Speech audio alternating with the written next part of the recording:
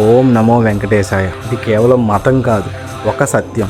గోవింద గోవింద ఈ రెండు మాటలు వినగానే ఎందుకో మనసు ప్రశాంతంగా మారిపోతుంది. ప్రపంచంలో కోట్లాది మంది ఉన్నారు, కానీ కోట్లాది మంది ఒకే పేరును ప్రేమతో పిలుస్తున్నారు. అది శ్రీ వెంకటేశ్వర స్వామి.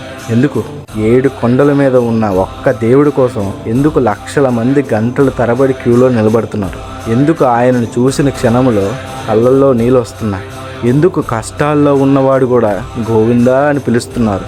ఈరోజు మనం తెలుసుకోబోయేది ఒక దేవుడి కథ మాత్రమే కాదు, మనిషి జీవితానికి అర్థం పట్టే ఒక గొప్ప సత్యం.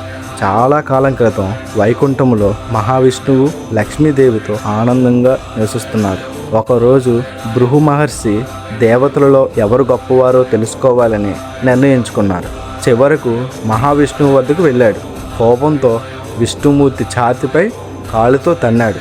కానీ విష్ణువు కోప్పడలేదు. మహర్షి, మీ పాదాలకి నొప్పి వచ్చిందా అని అడిగారు. అదే దైవత్వం. అవమానానికి కూడా ప్రేమతో సమాధానం చెప్పడం. కానీ లక్ష్మీదేవి బాధపడింది.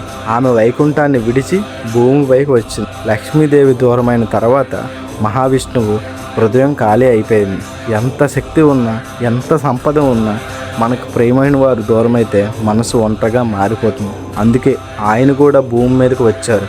అదే ఈరోజు మనం తిరుమల అని పిలిచే పవిత్రమైన స్థలం. ఒక విషయం గమనించండి, దేవుడు కూడా బాధను అనుభవించాడు. అంటే బాధ రావడం తప్పు కాదు, బాధలో విరిగిపోవడమే తప్పు.